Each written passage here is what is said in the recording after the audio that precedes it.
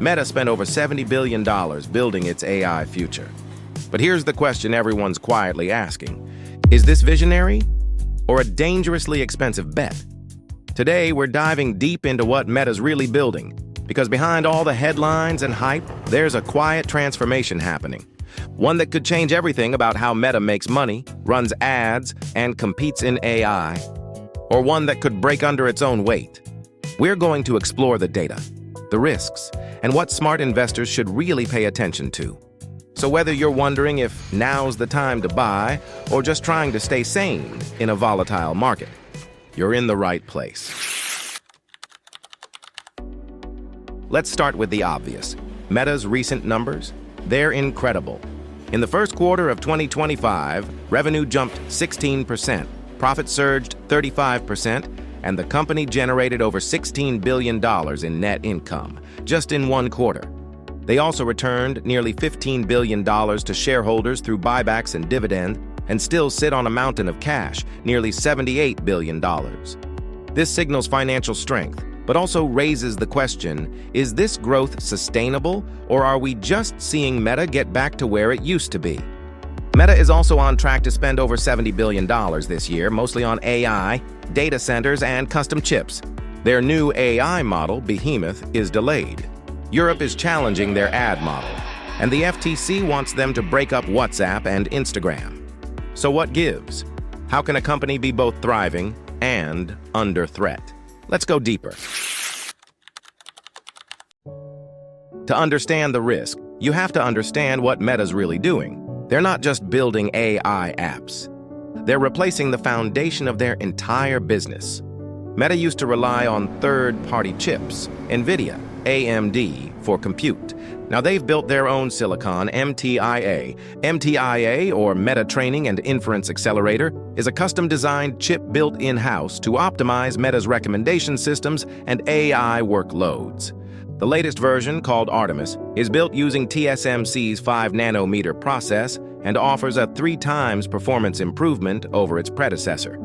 Unlike NVIDIA's H100 GPUs, which are versatile but power-intensive and expensive, MTIA is engineered specifically for Meta's needs, offering lower power consumption and tighter integration into Meta's infrastructure.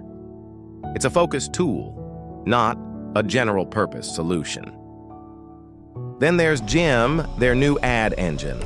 GEM, short for Generative Ad Model, is a machine learning system that predicts and delivers highly relevant ads by leveraging user behavior patterns and deep learning. Integrated with tools like Lattice and Andromeda, it powers a full-stack AI advertising platform, from creative generation to targeting.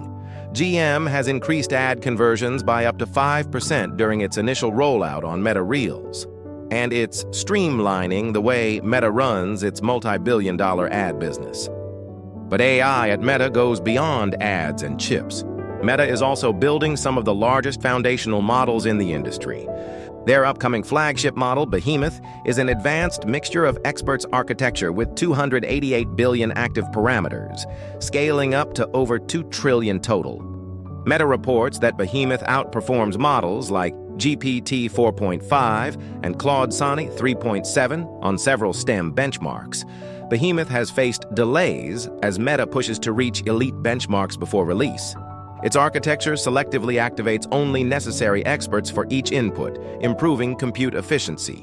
Meanwhile, Meta's Llama 4 family is already in use.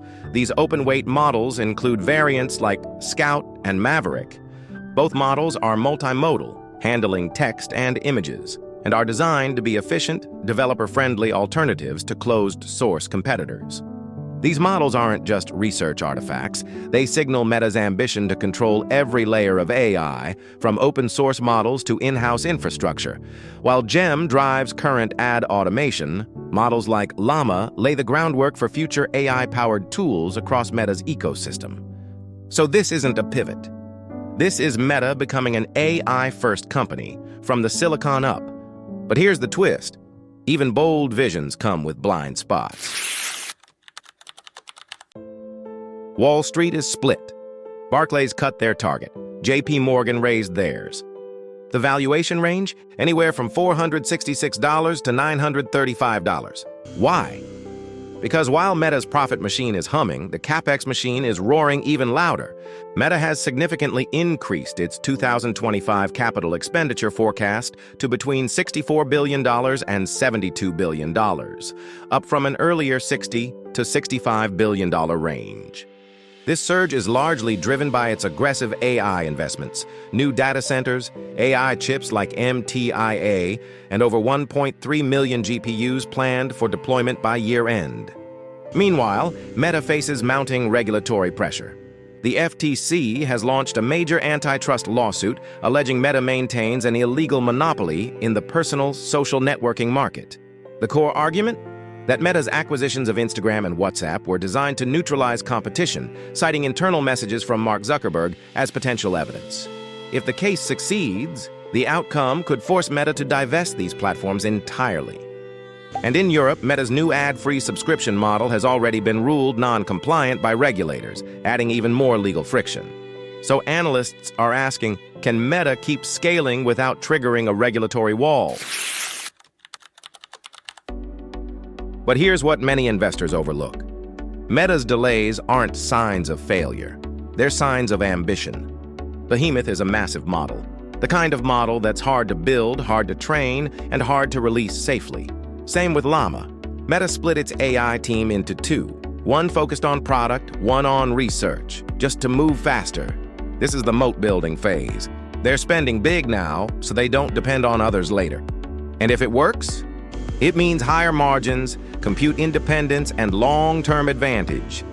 But all of that depends on one thing. AI needs power, a lot of it.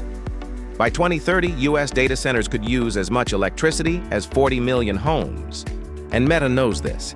That's why they just joined Microsoft, Amazon, and Google in a pledge to triple nuclear power by 2050. Why? Because if they don't solve the power problem, nothing else works. The urgency isn't just industry-wide, it's also political.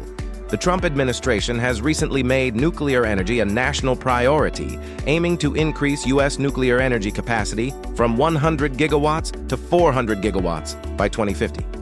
New executive orders are in motion to streamline reactor licensing, authorize federal land for energy development, and designate AI data centers as critical infrastructure.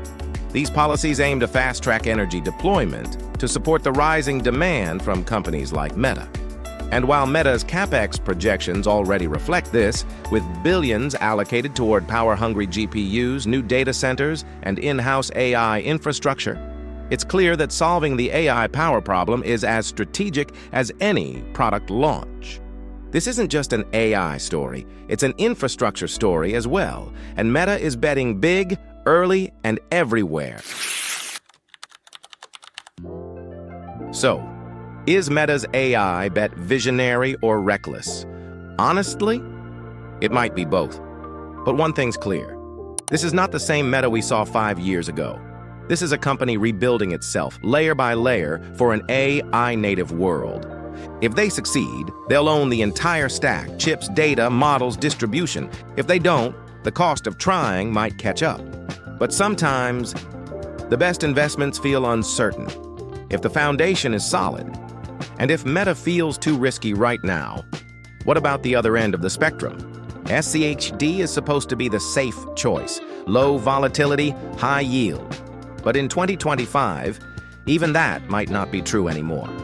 If you're holding SCHD or thinking about buying more, you need to watch this next.